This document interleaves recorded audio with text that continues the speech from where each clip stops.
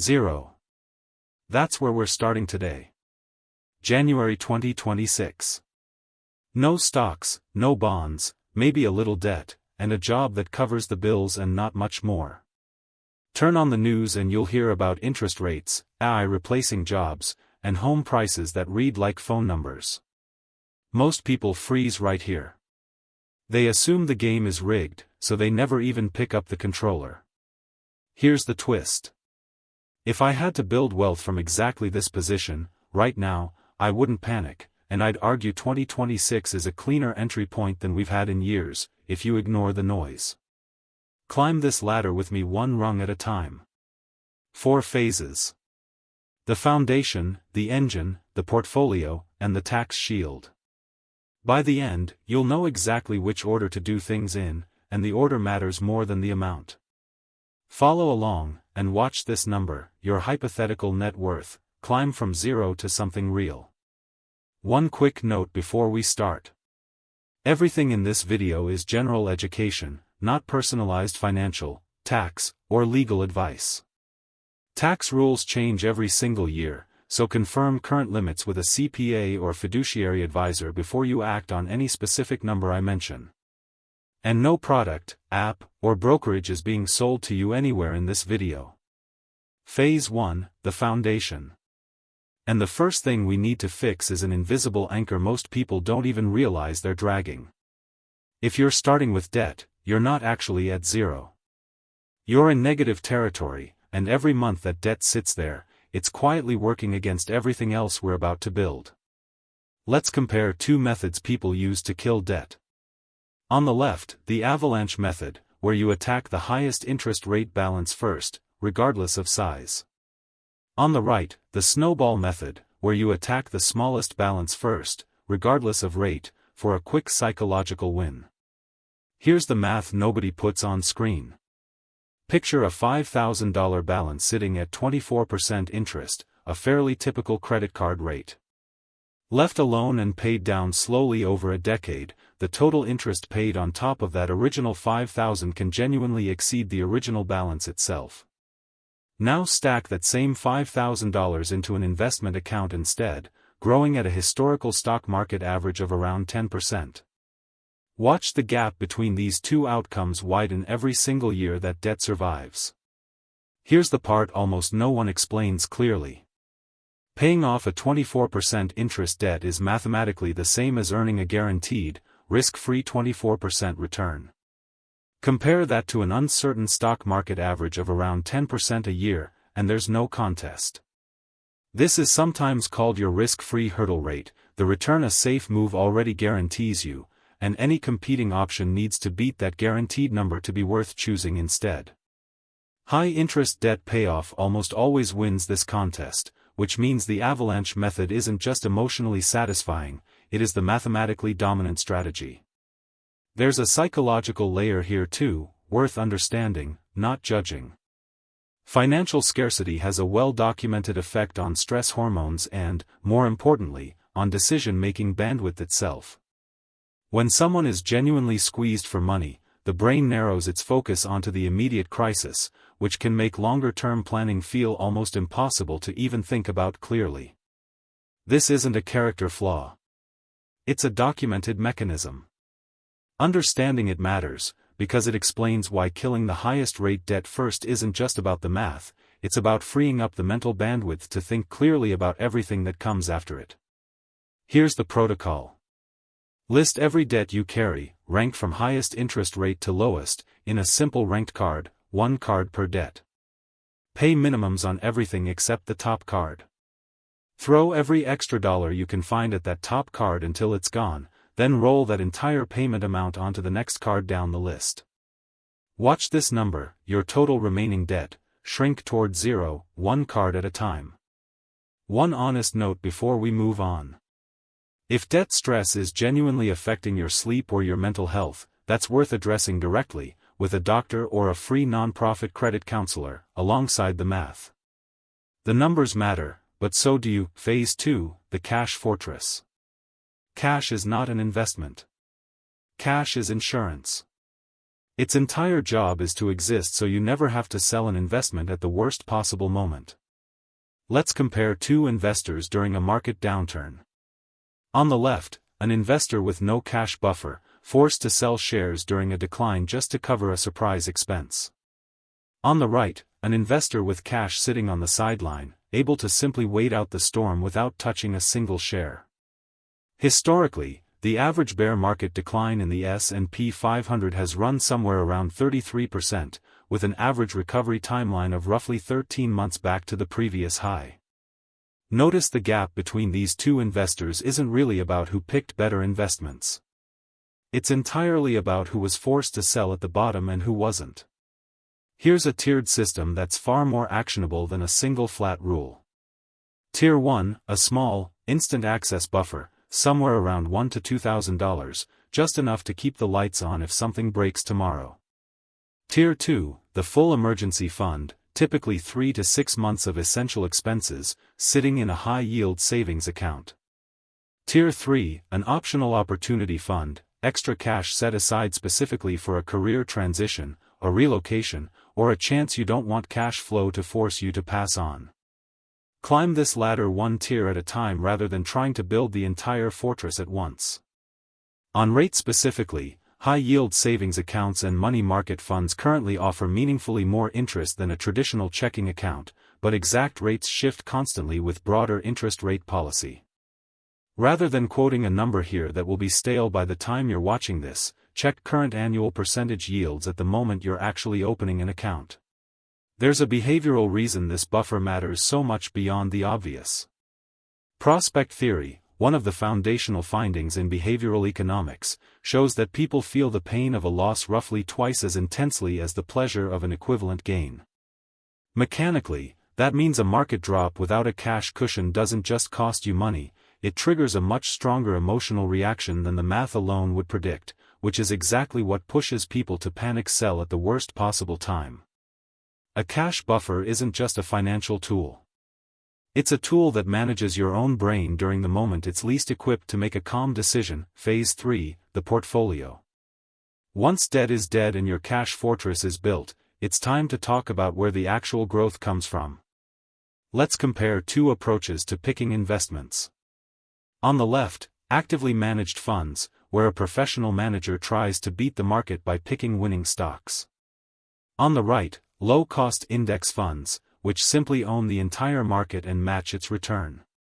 Research from Spiva, a widely cited scorecard that tracks active fund performance against benchmarks, has consistently shown that over long periods, 15 to 20 years, the large majority of actively managed large-cap funds underperform the S&P 500 benchmark, consistently landing somewhere in the 80 to 90% range depending on the specific period studied. Stack that data point against the fees active managers charge for trying, and the case for a low-cost, whole-market approach becomes hard to argue against for the average investor. A simple, durable structure here is what's sometimes called a core satellite approach. Picture 90% of your portfolio inside a broad, low-cost total market index fund, the stable core.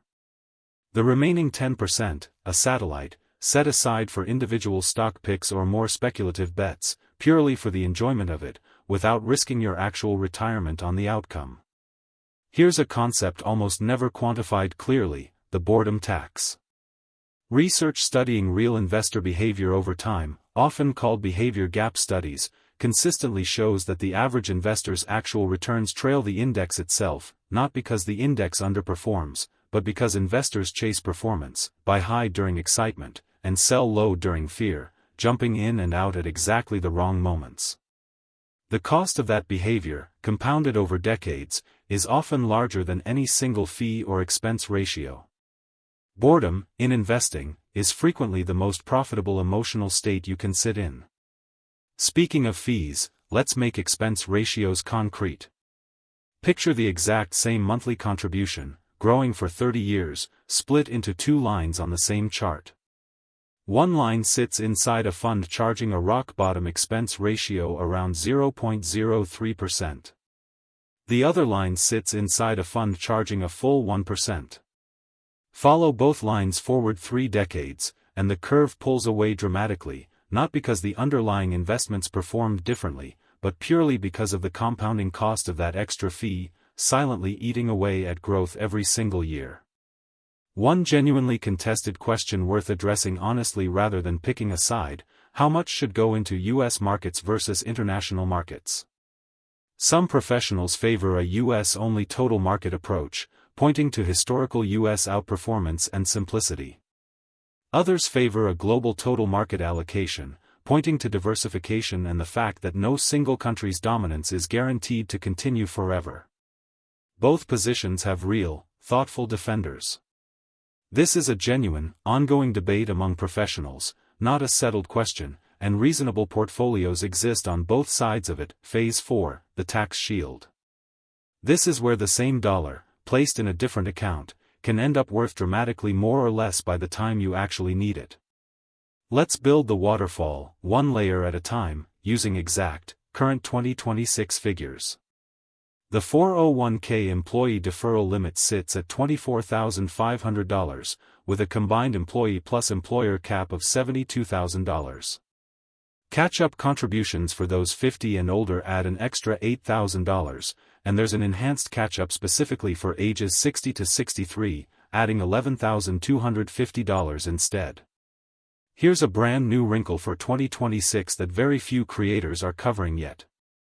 If you earned over $150,000 in FICA wages the prior year, your catch-up contributions must now be made as Roth, meaning after tax, rather than pre-tax. That's a real, new compliance detail worth knowing if it applies to you. On the IRA side, the contribution limit sits at $7,500 under 50, and $8,600 for 50 and older. Roth IRA eligibility phases out between $153,000 and $168,000 for single filers, and between $242,000 and $252,000 for married couples filing jointly. If you're covered by a workplace plan, the traditional IRA deduction itself phases out between $81,000 and $91,000 for single filers, and between $129,000 and $149,000 for married couples. Follow the arrow through the recommended order here. Step 1. Contribute to your 401k up to the full employer match. That's free money on the table. Step 2. If you have access to a high-deductible health plan, max out your HSA next. Step 3. Fund a Roth IRA, or, if your income is above the phase-out range, a backdoor Roth, a legal two-step process of contributing to a traditional IRA and then converting it to Roth shortly after.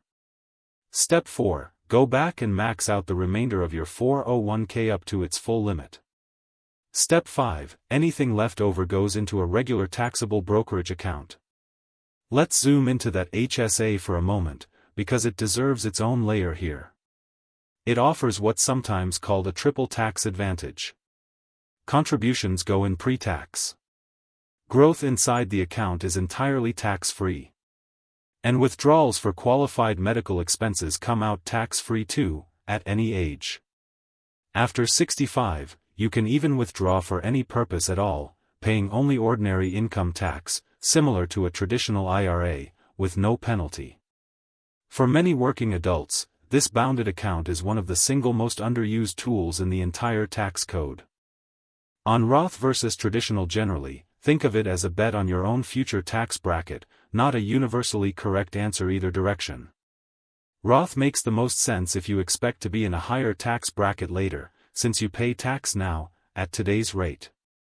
Traditional makes more sense if you expect a lower bracket later, since you defer the tax until then. Reasonable people land on different sides of this bet depending on their specific career trajectory and expectations. Phase 5, the income engine. Everything so far has been about protecting and positioning money you already have. This phase is about growing the amount coming in. Let's compare two paths people chase. On the left, the latte factor, cutting a small daily expense, say $5 a day, which adds up to about $1,825 a year. On the right, a single skill-driven raise. Stack these two bars side by side, and the raise almost always dwarfs the small daily cut, not as a reason to ignore small habits entirely, but as a reason to stop treating them as the primary lever. Here's a deeper point most content never quantifies. A permanent salary increase doesn't just add money once. It compounds forward through future raises, which are frequently calculated as a percentage of your new, higher base. It increases the dollar amount of employer 401k matching you receive.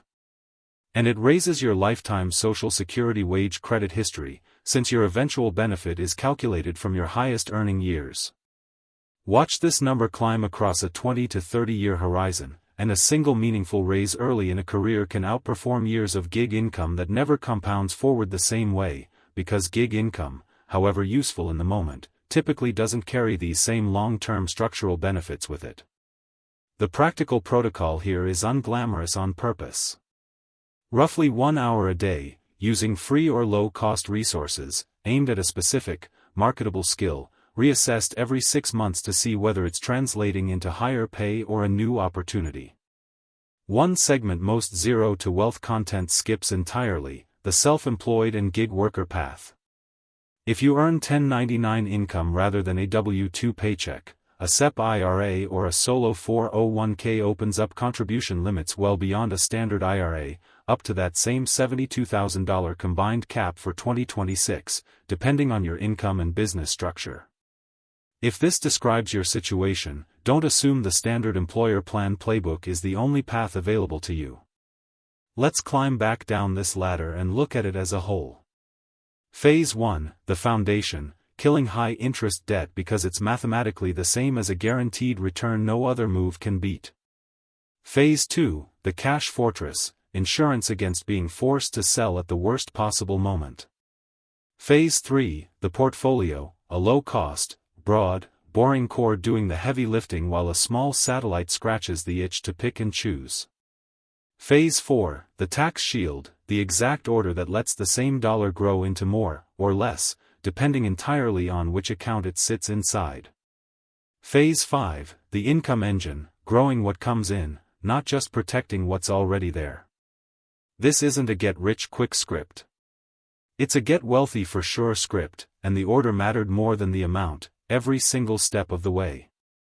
If this gave you a clear plan instead of 50 scattered decisions, subscribe for the next piece of this series, where we walk through the exact backdoor Roth process step by step, start to finish.